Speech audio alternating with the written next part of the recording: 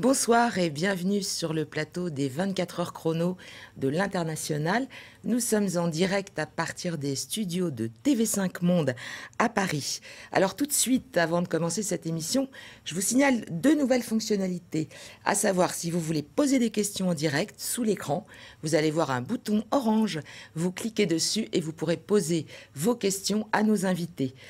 Si la question peut se traiter sur le plateau, nous le ferons. Sinon, les experts vous répondront dans un deuxième temps. Vous pouvez aussi, si vous en avez envie, nous envoyer vos vidéos. Et un bouton est également prévu à cet effet. Alors pour cette 8e heure de direct, nous arrivons sur une île nichée dans l'océan Indien.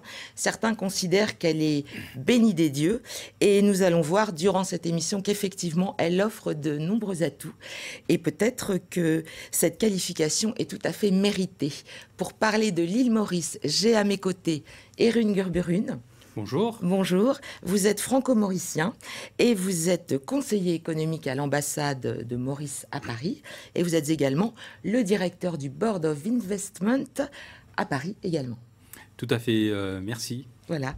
À ma gauche, j'ai Jean-Vincent Chantreau, vous êtes CEO de Biosynergie et vous vivez depuis 8 ans à l'île Maurice avec votre épouse. Tout à fait, bonjour à tous. Bonjour. Pierre Tapie. Docteur Pierre Tapie, vous êtes fondateur de Paxter, qui fait donc du conseil en stratégie universitaire. Tout à fait, bonjour. Bonjour. Et enfin, j'ai Yves Bernhardt. Vous êtes leader, quelque part, de Accenture Technologies, enfin de la filiale qui est à Maurice. Et vous vous occupez également de l'Europe, de l'Afrique et de l'Amérique latine. Et vous avez vécu 7 ans à l'île Maurice avec femme et enfants. Et depuis 2007, vous êtes rentré en France. C'est exact. Bonjour, merci. Bienvenue. Donc, tout de suite, Erun Gurburun, on va essayer de parler de l'histoire de l'île Maurice et notamment des relations franco-mauriciennes qui ont une importance capitale dans le devenir de cette île. Donc, en quelques mots, quelle est l'histoire de l'île Maurice ? Écoutez, déjà, il faut rappeler que l'île Maurice et la France, c'est 300 ans d'histoire. En 2015, donc, on a fêté les 300 ans de la présence française à l'île Maurice. Donc, c'est une histoire commune, une histoire très proche et une histoire très forte.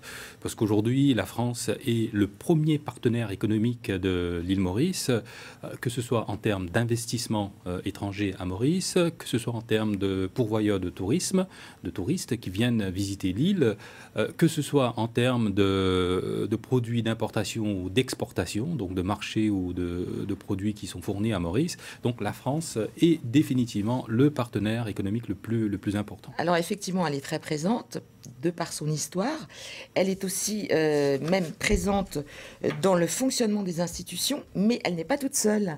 Et essayez de nous expliquer un petit peu ce mix franco-britannique qui finalement n'est pas si courant et pourquoi il existe, comment il fonctionne et comment on en est arrivé là. Écoutez, en fait, c'est vrai qu'aujourd'hui, cette mixité qu'on retrouve à Maurice entre le système francophone et le système britannique fait qu'aujourd'hui, c'est un atout absolument stratégique pour le pays. Et en fait, ça remonte tout à fait donc, depuis la colonisation française. Maurice a été française pendant près d'un siècle. Ensuite, est devenue britannique et est devenue indépendante. Mais déjà, ce qui est intéressant, quand les Anglais ont pris possession de l'île, ils ont permis aux Français, donc, qui avaient développé, par exemple, toute la culture de la canne, de préserver leur culture, leur langue et leur plantation. Et les Anglais ont administré l'île, donc ont apporté toute l'administration britannique dans l'île. Et puis quand Maurice était devenue indépendante, donc le pays, à ce moment-là, les politiques ont eu l'intelligence de conserver tout cet héritage. Donc du coup, on retrouve à Maurice, dans tout le système, par exemple, si je peux citer le plus connu, le système judiciaire mauricien, c'est un système mixte, hybride, comme on le dit, qui combine à la fois le Code civil Napoléon, donc le système français. Si vous achetez de l'immobilier à Maurice, vous retrouverez exactement le même système. Voilà, un système notarial. L'acte authentifié qui est rédigé pour l'acquisition est rédigé en français. Donc c'est tout le système français qu'on retrouve. Mais par contre, dans tout le droit des sociétés, le droit civil, le droit criminel, le droit des affaires, là par contre on a choisi le système britannique. Donc qui pays cohabitent ensemble. Et maintenant, au-delà de ça, il ne faut pas oublier aussi tout l'aspect culturel, linguistique que Maurice a préservé. C'est une île parfaitement bilingue. Voilà, parfaitement bilingue. 99% des gens parlent le français, mais les deux langues, de toute façon, sont obligatoires de la maternelle jusqu'au bac. Donc on le voit, c'est déjà dès le premier plateau, on sait déjà qu'à l'île Maurice, le consensus prime et un climat des affaires qui est assez intéressant. Et on va tout de suite écouter d'ailleurs Catherine Gris à ce sujet. Elle est CCE, elle est secrétaire générale d'une association qu'elle a montée, qui est l'association des manufacteurs mauriciens. Le climat des affaires à Maurice est bon. Vous savez que Maurice est très très friand des notations internationales et elles sont très très bonnes pour ce petit pays africain sans ressources. Il y a un ease of doing business, c'est-à-dire une volonté politique très très affichée, très forte, quelles que soient les majorités politiques, d'accompagner le business. Maurice est une terre d'entrepreneuriat. Si Maurice s'en est si bien sorti, c'est que justement, il y a eu cet esprit entrepreneurial des différentes diasporas, des Français d'abord. Les Français étaient industriels, les Anglais étaient des commerçants, puis sont arrivés les Indiens, les musulmans, les Africains. Donc chacune de ces diasporas a amené son sens des affaires et de l'entrepreneuriat, ce qui fait qu'effectivement, Maurice est une terre favorable à l'énergie des affaires. Alors Maurice, une terre favorable à l'énergie des affaires, une terre favorable à l'entrepreneuriat. Je pense que ce n'est pas vous, Monsieur Chantreau, qui me démontrez. Vous avez choisi donc cette île pour y implanter votre société. Si vous aviez un atout à me citer tout de suite, l'île Maurice, pourquoi l'île Maurice ? Disons que l'île Maurice est avant tout un pays qui est situé au carrefour à la fois de l'océan Indien, mais aussi de l'Afrique, de l'Inde, avec en effet une culture d'origine qui est une culture occidentale. Donc nous sommes dans un environnement particulièrement favorable pour pouvoir en effet développer des activités stratégiques sur l'ensemble de ce bassin qui est à proximité de pays émergents que sont l'Afrique et l'Inde.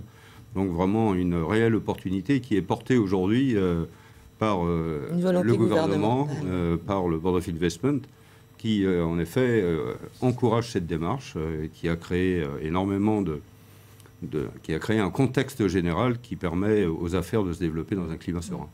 Yves Barnard. Oui, alors moi j'ai vécu 7 ans là-bas en démarrant Accenture à l'île Maurice et la clé c'était au-delà des marchés, évidemment, je suis d'accord avec ce point, c'est les compétences. Ce sont les Mauriciens eux-mêmes. Aujourd'hui, après pas mal d'années, on emploie plus de 2300 personnes dans le pays et on trouve des gens qui sont d'abord compétents, de par les formations qui existent, et surtout des gens extrêmement motivés. Vous utilisiez le mot entrepreneur. Les gens sont très entrepreneurs, ils sont innovants. Entreprenants, énormément. Enfin, c'est dans le mindset, on va dire, des Mauriciens. Cette envie de se développer, d'apprendre. Ils n'attendront pas des formations spécifiques qu'on leur donne. Ils chercheront par eux-mêmes, ils seront curieux. Et ils sont extrêmement engagés pour que le développement se fasse, parce qu'ils le savent, plus ils travaillent bien, plus les clients sont satisfaits, plus le développement se fait. Et ils voient qu'en travaillant dans des grandes entreprises, on donne la chance à tout le monde. Et donc, du coup, la motivation est extrêmement forte. Voilà. Docteur Tapi. Écoutez, Maurice se définit elle-même comme la perle et la clé de l'océan Indien, et c'est vrai quelque part. Je ne connaissais pas Maurice il y a seulement 5 ans.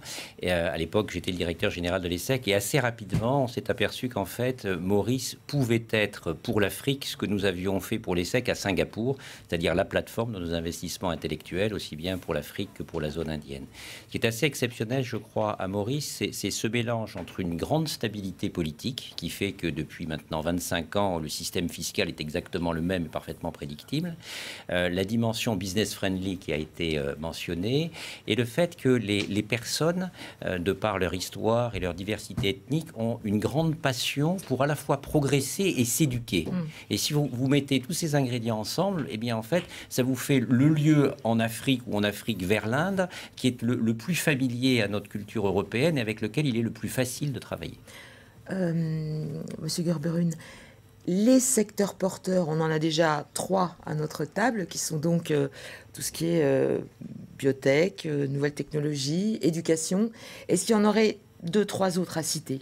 Écoutez, oui, en fait, c'est quelque chose qui est un peu, on va dire, peu connu de Maurice. Quand on regarde Maurice, on parle surtout de tourisme. Mais en fait, aujourd'hui, Maurice est une économie très diversifiée. Vous avez ce qu'on appelle les piliers traditionnels qui sont toujours là, qui ont fait la base du succès. Comme le tourisme.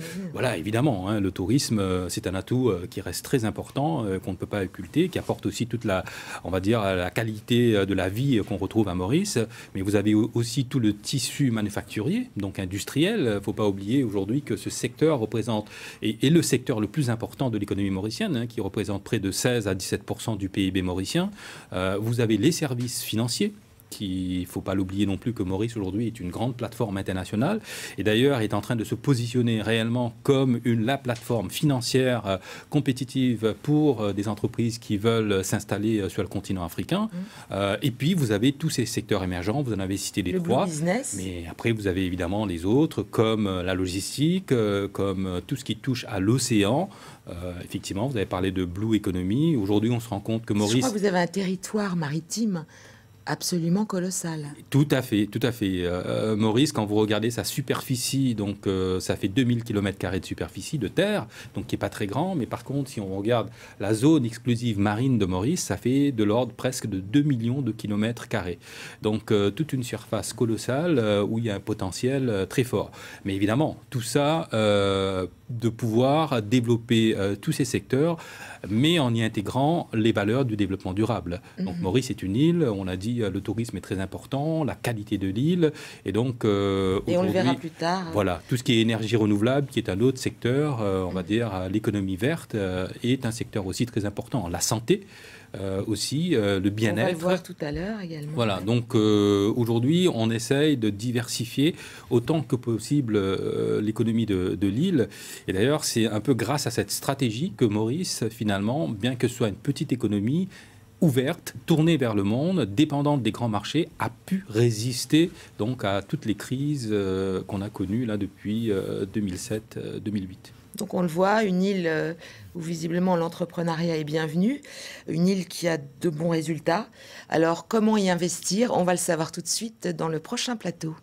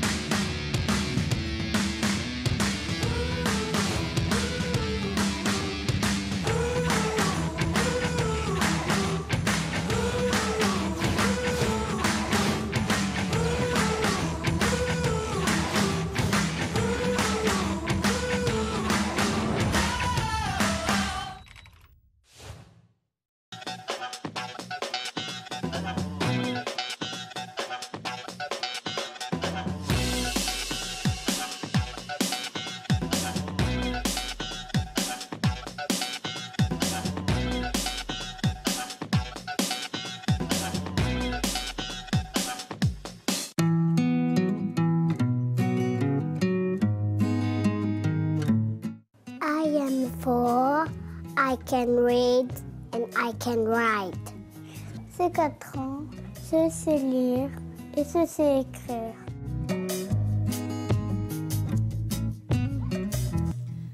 Alors nous sommes de retour sur le plateau de l'émission consacrée à l'île Maurice. J'ai à mes côtés, pour ceux qui viendraient de nous rejoindre, monsieur Jean-Vincent Chantreau, vous êtes CEO de Biosynergie. Yves Bernard, vous dirigez la filiale d'Accenture Technologies à l'île Maurice. Je la fais plus courte.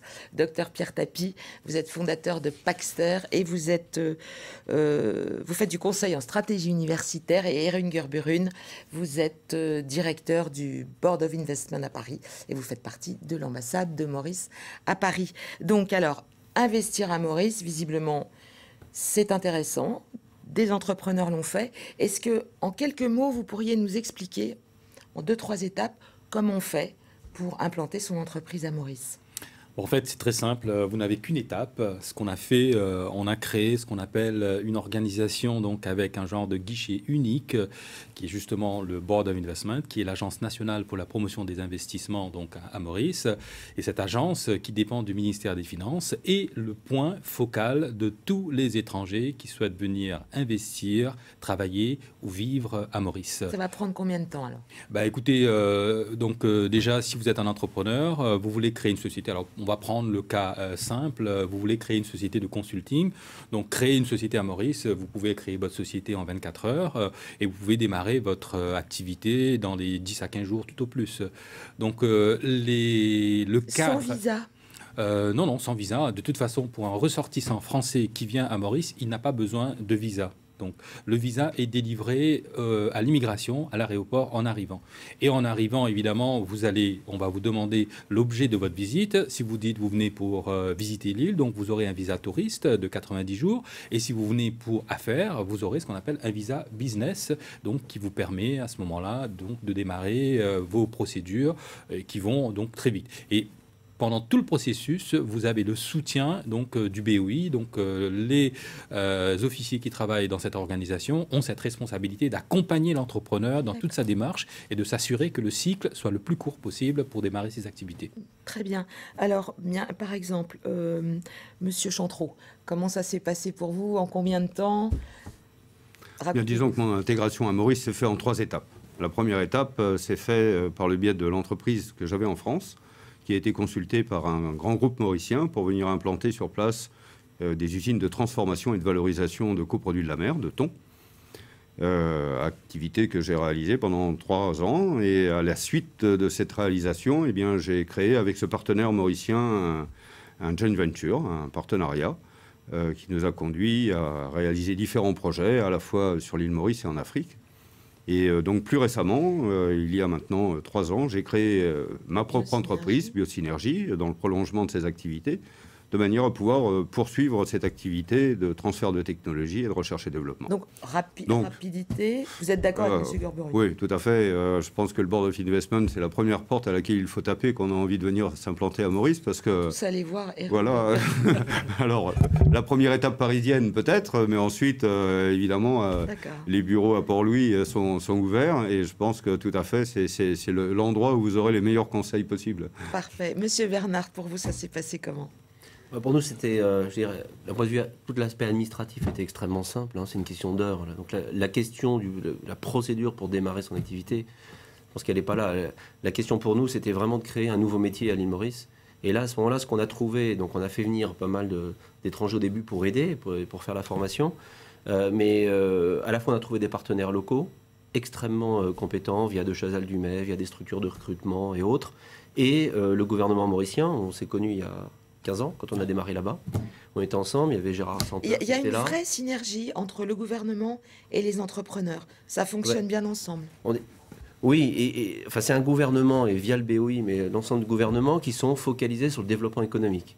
Donc, quand on a démarré, il y avait des lois qui n'étaient pas adaptées pour notre métier, il y avait des formations à mettre dans l'université, elles n'étaient pas là, il y avait des réseaux de télécom pour pouvoir se connecter avec l'Europe. Il y a une vraie compréhension. Et ils ont compris tout de suite. Donc, on a expliqué les problèmes, ils sont venus nous voir, et derrière, ils ont fait les investissements requis et les changements requis pour qu'on puisse opérer. Donc, j'avais rarement vu cet enthousiasme-là et la vraie volonté d'écouter, de comprendre ce qui devait être fait et donc d'adapter l'environnement, tout l'écosystème pour qu'on puisse opérer. Donc au début, tout le monde a investi, hein, tout le monde a pris du temps d'investissement, c'était de l'argent aussi évidemment, mais avec une vision. Donc du coup, ça facilitait la capacité à résoudre les problèmes immédiats qu'on avait parce que le gouvernement voulait tout de suite aller de l'avant et avait une vision à 10-15 ans parce que tout le domaine technologique, qui est notre domaine, hein, toutes les nouvelles technologies, ça semblait être évident. Ça a démarré à peu près en même temps que l'Inde. Donc l'anecdote était assez rigolote. Alors après, l'Inde, c'est sûr, avec la masse de gens, ça a augmenté. Mais en termes de pénétration et la représentation des nouvelles technologies dans l'activité métier à l'île Maurice, c'est aujourd'hui assez significatif. Monsieur Tapi, vous aussi, vous avez une expérience? Oui, tout à fait. J'ai un peu la même expérience, c'est-à-dire que quand on a choisi de créer une filiale singapourienne, une filiale mauricienne, pardon. Mais il y a des similitudes. Oui, c'est intéressant, lapsus révélateur. Alors que nous étions nous-mêmes une association d'enseignement, on a pu le faire dans des délais courts, précis. Le BOI est extrêmement efficace. Ce qui m'intéresse de dire à cet endroit, c'est que dans la collaboration entre le gouvernement et le secteur privé, le gouvernement agit réellement en stratège, en laissant au secteur privé faire des choses que souvent en France on imaginerait plutôt être encore de l'ordre de la décision gouvernementale, ce qui fait que les entreprises sont appelées, comme il vient d'être dit, en fait à améliorer l'écosystème. Et donc quand j'étais dans le système universitaire international, qui était encore quelque chose de peu présent à Maurice, et quand on a apporté au gouvernement un certain nombre de points clés qui étaient des points critiques par rapport à sa volonté stratégique, le gouvernement n'a pas hésité à être très pragmatique, parce que ce sont des gens très pragmatiques qui tous le côté britannique. Voilà, très britannique sur ce plan-là, très, très business friendly et très common law au sens juridique du terme, de telle sorte que les quelques obstacles juridiques qu'il pouvait y avoir soient levés et qu'on progresse assez vite. Donc sur ce plan-là, cette porosité entre les décideurs publics et les intérêts stratégiques concrets qu'ils imaginent pour le pays, c'est une porosité intéressante. Erwin, juste un mot sur les points négatifs, après tout, on va vous laisser cette partie-là. Bah, écoutez, ou deux mots parce que les points négatifs, je suis un peu mal placé pour en parler, mais bon, c'est sûr que on va dire c'est pas des points négatifs. Pour moi, ce sont des faiblesses où on doit s'améliorer. Notamment, il a été évoqué le sujet des compétences et des ressources humaines. Donc, il est clair que Maurice, c'est quand même une petite île et on a de grandes ambitions dans des secteurs quand même qui sont très pointus. Et il est clair que là, on doit. D'ailleurs, ça a déjà commencé. Mais on va le voir dans repenser tout le système éducatif de telle sorte à ce qu'on puisse produire cette ressource qui est déjà de qualité, mais pour pouvoir soutenir le développement économique. Je crois donc c'est là le plus grand défi de Maurice. D'accord. Alors Maurice est une île visiblement avec beaucoup de spécificités. Elle en a une autre, c'est sa multiculturalité.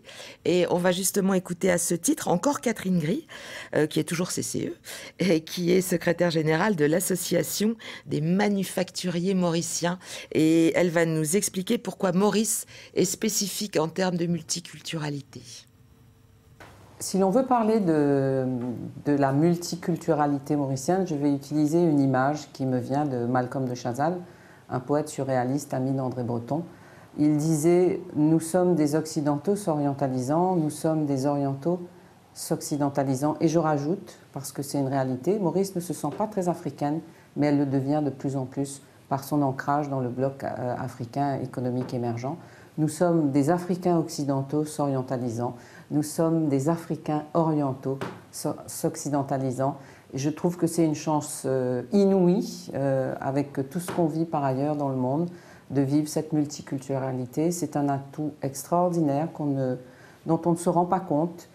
J'ai le privilège, moi, de me rendre compte que c'est vraiment, à travers notamment le dialogue interreligieux, Maurice a un exemple à donner au monde. C'est quelque chose de très précieux, de fragile, de pas évident, mais c'est quelque chose de très précieux et Maurice peut jouer un rôle au niveau mondial en montrant qu'il est possible que toutes ces cultures cohabitent avec, je dirais, sans doute une raison à cette apparente facilité de cette multiculturalité, c'est qu'il n'y a pas de revendication territoriale d'aucune des populations. Nous sommes tous des migrants. Nous sommes tous des migrants et Maurice n'appartient à personne sinon aux Mauriciens qui y sont nés. Alors justement, M. Gerberun, en termes de chiffres, elle se traduit comment cette multiculturalité en termes de pourcentage ?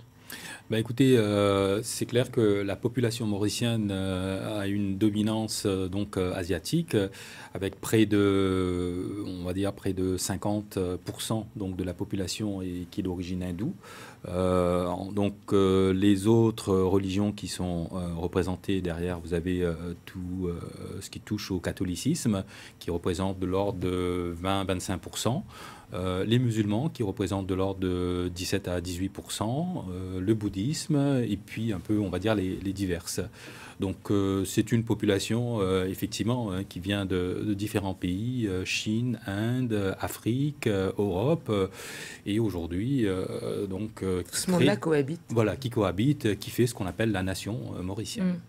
Monsieur Tapi, quel est pour vous ce qui est le plus remarquable au quotidien dans cette multiculturalité? Alors, si je prends une casquette de pédagogue à la tête d'un certain nombre de dizaines ou de centaines d'étudiants, je dirais des étudiants de toutes les couleurs, au sens propre du terme, puisque au-delà de ces ethnies, Maurice est aussi un endroit dans lequel il y a une mixité des mariages qui est quand même vraiment une réalité, même si chaque groupe culturel a ses spécificités.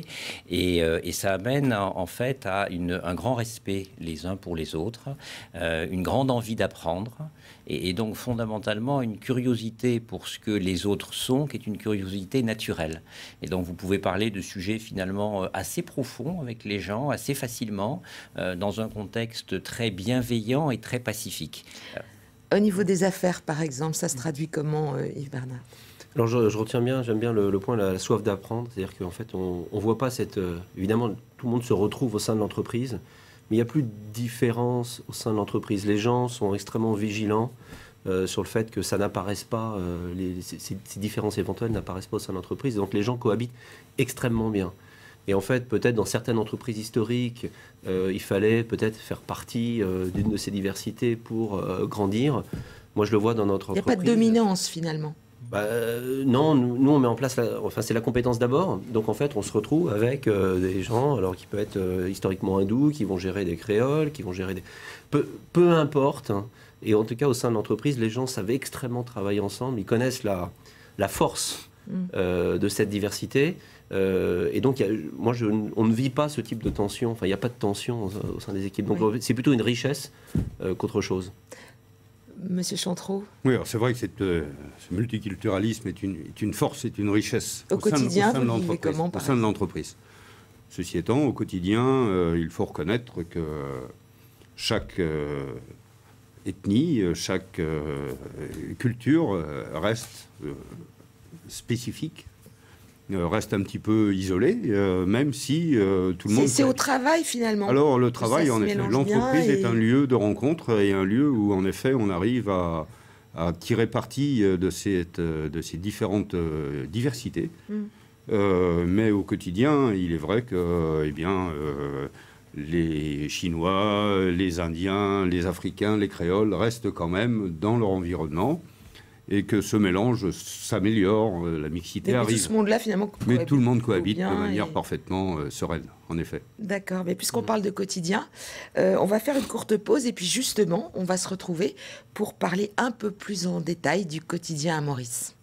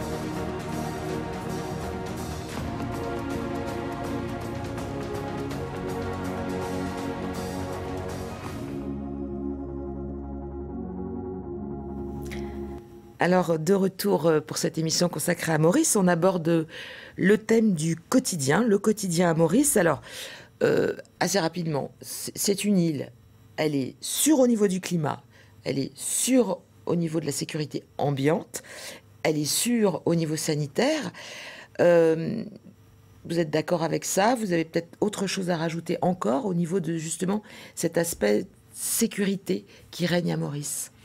Oui, je crois que Maurice a toujours été reconnu pour la sécurité qui règne dans différents domaines, sachant que c'est vrai qu'on est aussi une économie qui se développe, un pays qui avance, on connaît aussi nos lots de problèmes qui sont liés au développement, mais je crois qu'au niveau de l'État, il y a un ensemble de services qui se sont mis en place pour s'assurer que justement, que ce soit la sécurité donc, du citoyen, la sécurité du patrimoine ou de tout ce qui est à Maurice puisse être préservé, parce que c'est réellement un atout, mais sachant qu'il y a encore beaucoup de choses qu'on doit mettre en place, que ce soit au niveau des infrastructures ou au niveau des services. Au niveau de la sécurité du climat, bon, on peut parler des cyclones, mais vous qui êtes là-bas depuis quasiment 11 ans, vous en avez vécu un cyclone ou pas ? Non, pas encore. Non, quelques tempêtes tropicales. D'ailleurs, la végétation, Maurice, aujourd'hui, est resplendissante. Vous avez des arbres qui sont intouchés depuis de nombreuses années. Non, le climat, aussi bien le climat des affaires que le climat général, est très sécure. Je voudrais insister sur le fait que Maurice, du fait de ses échanges économiques avec le monde entier, aujourd'hui est obligé de suivre des normes. Suivre les normes particulièrement de l'Union européenne. Donc, dans le domaine qui est le mien, par exemple, qui est celui de l'agroalimentaire, nous trouvons aujourd'hui à Maurice des normes tout aussi exigeantes que celles qui existent dans nos pays occidentaux. Donc, cette sécurité, qu'elle soit au niveau des biens et des personnes, la sécurité de l'investissement aujourd'hui, eh bien, c'est en effet quelque chose qui est parfaitement respecté à Maurice. Vous êtes d'accord, hein ? Oui, tout à fait. Oui, il y a peut-être 2 points. Le premier, c'est sur le climat. Enfin, moi, on opère depuis plus de 15 ans.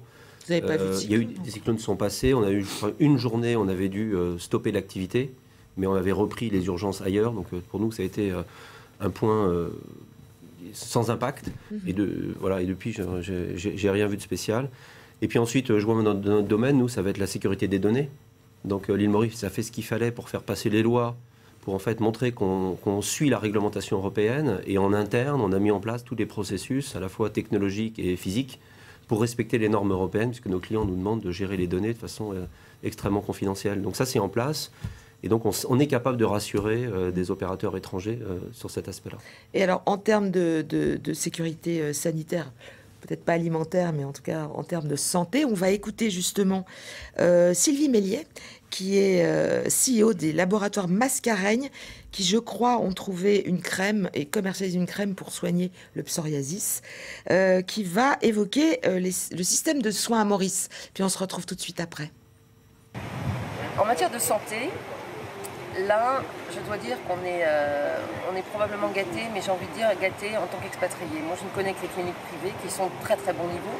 Il faut savoir que l'île Maurice développe un tourisme médical de plus en plus, que ce soit pour la chirurgie esthétique, pour la chirurgie dentaire par exemple, mais pas seulement, parce que les coûts sont moindres comparés à l'Europe. Par contre, le système local d'assurance maladie, les gens sont couverts, toute personne peut aller gratuitement se faire soigner à l'hôpital. Les soins ne sont peut-être pas toujours de la même qualité, disons, que dans les cliniques privées. J'aimerais bien, Monsieur Gerbrun, que vous redisiez ce que vous venez de nous dire off-record par rapport à cette vidéo. Écoutez, je trouvais quand même cette image de cet entretien qui est très symbolique de Maurice. Donc c'est un entrepreneur qui travaille à Maurice et l'entretien se fait dans un cadre... Sous un palmier au bord de l'eau. Voilà, sous un palmier au bord de l'eau. Avec une légère brise. Voilà, c'est ça qui symbolise Maurice aujourd'hui. Donc le travail avec un cadre de vie aussi qui soit agréable. Et justement, donc, dans cette interview qu'elle vient de nous accorder, elle évoque ce nouveau secteur porteur dont on a parlé tout à l'heure, qui est le tourisme médical aussi. Tout à fait.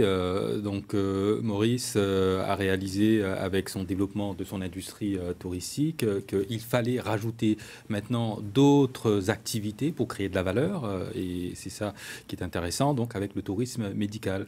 Et donc, on a eu des cliniques dans différents domaines, comme ça a été mentionné dans l'entretien, chirurgie esthétique, dentaire, qui sont installées, mais pas juste pour les étrangers. Ça, il faut le souligner. Donc, ce sont des soins qui sont accessibles à tout le monde et aujourd'hui qui commencent à devenir quand même relativement importants. Une bonne raison de rester dans l'île. Voilà, tout à fait. D'accord. Bonjour Paris et bienvenue à Île Maurice, à Grand Bay, où nous sommes juste en face de mon bureau.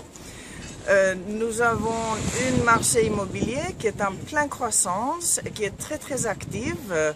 Aujourd'hui, nous avons une large gamme de choix à nos clientèles. Donc, ça veut dire à partir des appartements, les duplex de 400 000 € jusque les villages de luxe de plusieurs millions. Nous vendons la plupart des projets en VFA. Donc, c'est très intéressant pour nos investisseurs parce que le plus-value est très certain. Nous calculons environ 5% par an.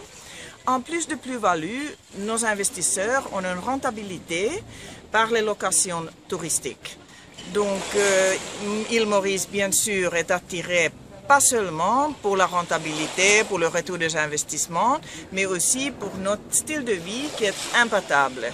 On est une vraie démocratie qui fonctionne très bien, on a les infrastructures, on a le même fuseau horaire qu'en France presque, on a les connexions physiques et digitales à tout le monde, Asie, Afrique, Europe. On a les écoles françaises. En plus, bien sûr, on a tous les loisirs. On a la mer, les sports nautiques, le golf, tout ce que vous voulez. Donc, je vous souhaite le bienvenue à Île Maurice. Par rapport au logement, vous habitez dans le nord de l'île? Oui, tout à fait, à Cap-Malheureux. Vous habitiez dans le nord de l'île aussi? À côté. D'accord. Et vous, je réside à Flic-en-Flac, c'est-à-dire au sud-ouest de l'île. Mais près du site où se construisent les universités. Donc, au niveau du logement, bon, j'imagine c'est plus cher, plus au nord parce que c'est plus industriel, c'est moins cher, plus vers le sud où c'est plus touristique. Quoi à peu près les ordres de prix? Non, enfin, moi je dis toujours à ceux qui me posent cette question qu'aujourd'hui, définir, on va dire, le bon prix de l'immobilier à Maurice est très compliqué. Parce que déjà, le prix souvent a été tiré si vous étiez proche, on va dire, des villes ou ensuite éventuellement des grands hôtels. Mais aujourd'hui, l'île se développe de plus en plus partout, que ce soit au nord, au sud, au centre, dans le sud. Et donc, on commence à avoir aussi des développements résidentiels de qualité à différents endroits de l'île. Donc ça dépend où vous vous situez et quel genre de logement que vous recherchez. Donc vous pouvez retrouver un logement qui soit peu cher, mais vraiment très très abordable, comme vous pouvez avoir des logements comme si vous êtes à Paris ou dans une grande capitale. Donc c'est vraiment toute une panoplie d'offres aujourd'hui qui est disponible en termes de logement à Maurice. Oui, et un point donc, qui est intéressant à souligner, on en a parlé tout à l'heure je crois, c'est l'évolution de l'architecture, puisque des grands buildings se mettent à pousser avec des normes complètement européennes. Vous, par exemple, pour trouver les locaux d'Accenture Technologies, il me semble que vous aviez évoqué que vous aviez trouvé l'immeuble qu'il vous fallait aux normes attendues. Ouais. Quand on a démarré, en fait, on a démarré à côté de Port-Louis, et c'était une ancienne usine de textile, donc c'est un message, qu'on a reconverti pour faire de la technologie. Mais rapidement, dans les relations et les discussions avec le gouvernement, ils ont pris la décision d'investir à Eben. Et donc, c'est devenu une très grande ville aujourd'hui. Il y a toujours cette volonté du gouvernement d'accompagner... Ils ont compris qu'il y avait un certain standard à atteindre s'ils voulaient qu'il y ait un boost de développement. Et c'est ce qui s'est passé. En fait, nous, on était les premiers à rentrer dans le building Cyber Tower 1, comme il s'appelait à l'époque. Tant souvenir. Et il était immédiatement aux normes qu'on avait demandé. Donc on a pu aussi participer à la construction des normes et standards que les clients peuvent demander. Et donc aujourd'hui, on opère dans des buildings qui sont complètement dans les standards. Donc c'est pas à la fois, quand un investisseur souhaite venir, soit le building il existe, soit il trouvera un entrepreneur à Maurice qui sera disposé aussi à construire le building. Donc toute la partie infrastructure et respecter les normes et standards que toute entreprise qui se respecte a besoin, c'est pas un sujet. Vous aussi, dans le cadre du développement de vos écoles, dont on va parler tout à l'heure, vous... Tout à fait. La question architecturale est une question importante dans le monde universitaire parce que l'architecture est un outil pédagogique puissant. Et je dois dire que les partenaires universitaires qu'on évoquera tout à l'heure, qui sont des très grands noms français, ont été impressionnés par à la fois la vitesse à laquelle les Mauriciens étaient capables de construire et la manière avec laquelle, comme vous venez de le dire, ils pouvaient se conformer aux exigences les plus rigoureuses. Ouais. Juste, si je peux me permettre de rajouter maintenant la nouvelle dimension du développement de l'immobilier à Maurice. Donc l'État met maintenant l'emphase sur le développement de ce qu'on appelle les smart cities. Il faut savoir qu'à Maurice, toutes les villes qui existent aujourd'hui ont été créées sous la colonisation française. Et donc, il n'y a pas eu de nouvelles villes depuis. Et maintenant, il y a maintenant de nouveaux projets qui arrivent, que ce soit des projets au niveau de l'État ou des projets privés, maintenant pour développer de nouvelles villes, mais en y intégrant à la fois la dimension travail, loisirs et technologique, et avec évidemment toutes les qualités, les valeurs du développement durable. Très bien. Alors, on parle de vie quotidienne, parlons quand même de scolarité. Vous avez eu à scolariser des enfants sur place. Vous pourrez d'ailleurs regarder dans les bonus une vidéo d'un monsieur qui s'appelle Luc Billard et qui dit pourquoi Maurice est une île positive pour y faire grandir et pour y éduquer ses enfants. Tout de suite, on va écouter Jean-Stéphane, qui est proviseur du lycée La Bourdonnais, nous présenter justement ce lycée qui est historiquement connu sur place. Le lycée La Bourdonnais, établissement du réseau de l'AEFE, est le lycée français historique de l'île Maurice. Fondé en 1953, il a formé des générations de leaders, de grands décideurs des secteurs publics et privés de cette petite île de l'océan Indien. Comme pour de nombreux établissements du réseau de l'AEFE, on retrouve ses anciens élèves aux quatre coins du monde. Le lycée La Bourdonnais assume avec fierté sa mission première, qui est d'offrir une solution de scolarisation de la maternelle à la terminale pour une famille française et mauricienne. Le lycée La Bourdonnais accueille de nombreux élèves originaires des différentes communautés de l'île et les conduit dans un parcours scolaire bilingue vers le baccalauréat. Réduire notre lycée à un établissement dont le seul objectif est de faire 100% au baccalauréat, c'est oublier une grande partie des valeurs qui fondent notre projet éducatif. Nous avons à cœur de promouvoir l'excellence éducative française pour tous et le dialogue interculturel dans le respect de chacun. Nous préparons nos jeunes à être des acteurs du monde de demain en les munissant des compétences nécessaires pour s'intégrer dans une nouvelle humanité faite d'interconnexion permanente avec les autres et les objets. Nous accompagnons tous nos élèves vers la réussite en s'adaptant à chacun. Nous avons tissé des partenariats forts avec des écoles mauriciennes afin de nous enrichir mutuellement et d'échanger sur nos pratiques professionnelles. Nous ambitionnons d'être un lieu d'expérimentation pédagogique au travers de projets pilotes soutenus par l'AEFE. Le lycée La Bourdonnais, c'est tout simplement l'excellence depuis 1953. Donc, puisqu'on parle d'enseignement, eh bien, parlons d'un challenge qui a justement été relevé par l'île Maurice et qui concerne l'arrivée des grandes écoles et des universités. Et semble-t-il, ce n'est qu'un début. Monsieur Tapi, parlez-nous un peu de ce... Ce n'est qu'un début, en effet, car à la fin des années 2000, au début des années 2010, l'île Maurice a identifié le secteur de l'enseignement supérieur comme une opportunité exceptionnelle, compte tenu de sa tradition pédagogique, et qui est un effort jusqu'à l'excellence pour une grande partie de la population, et compte tenu de la situation en Afrique et en Inde, à savoir que dans les 15 années qui viennent, il y aura chaque année à former à peu près 1 million d'étudiants de plus par an, et en Afrique et en Inde. L'île Maurice, située au carrefour entre ces deux zones, compte tenu de sa stabilité, et les parents qui envoient des jeunes à l'étranger sont très soucieux de cet élément, a une opportunité assez extraordinaire. Donc une façon de garder les jeunes aussi. Une façon à la fois de garder les jeunes, mais aussi de devenir une plateforme universitaire, un hub universitaire pour l'Afrique et pour l'Inde. Et c'est ainsi qu'à partir des années 2012-2013, le gouvernement a décidé d'un projet stratégique, qui est un projet de hub universitaire, ouvert à toutes les institutions du monde, qui fait qu'aujourd'hui, il y a une dizaine d'institutions universitaires internationales de belle stature qui sont implantées à Maurice. Et le projet pour lequel je travaille au service du groupe Medin, qui est une grande entreprise mauricienne, qui s'appelle International Campus for Sustainable and Innovative Africa, a pour objectif de créer une fac de droit opérée par Assas, une fac d'ingénierie par Centrale, une fac de business par l'ESSEC, et elle est opérante aujourd'hui, dès aujourd'hui, ainsi qu'une école d'architecture et une fac de pharmacie et de médecine, ce qui va créer à cet endroit-là un hub et une plateforme et pour l'Afrique et pour l'Inde de très haut niveau, qui évidemment donne une réponse qualitative. Alors, quantitative, je ne sais pas si elle sera aussi dans des dimensions telles qu'elle satisfera les employeurs, mais en tout cas avec vraiment l'ambition conjointe du gouvernement et des opérateurs locaux de faire des choses de haute qualité comme il a été fait dans le tourisme. Je m'excuse parce que malheureusement notre émission va bientôt toucher à sa fin. Alors je voudrais qu'on fasse une petite pause. Après on se retrouve et puis chacun d'entre vous dira ce qu'il ressent par rapport à Maurice et s'il a envie de donner un message à ceux qui nous écoutent.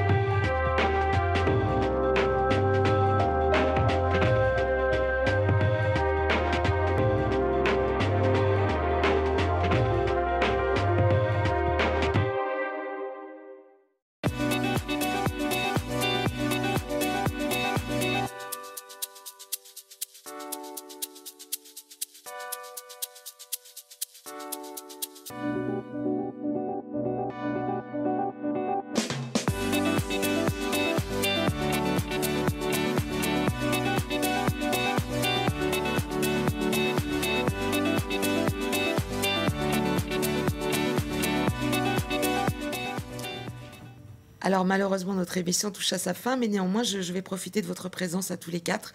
J'aimerais que chacun d'entre vous, vous délivriez un message à ceux qui nous regardent, et puis vous disiez pourquoi il faut aller à Maurice. Bah écoutez, pour moi c'est très simple. Maurice aujourd'hui c'est réellement une plateforme donc d'investissement d'avenir avec de multiples opportunités. Et si on y rajoute dessus le cadre de vie et la douceur de vivre de Maurice, ça fait la destination idéale, que ce soit un entrepreneur, un investisseur ou tout simplement un retraité. Merci.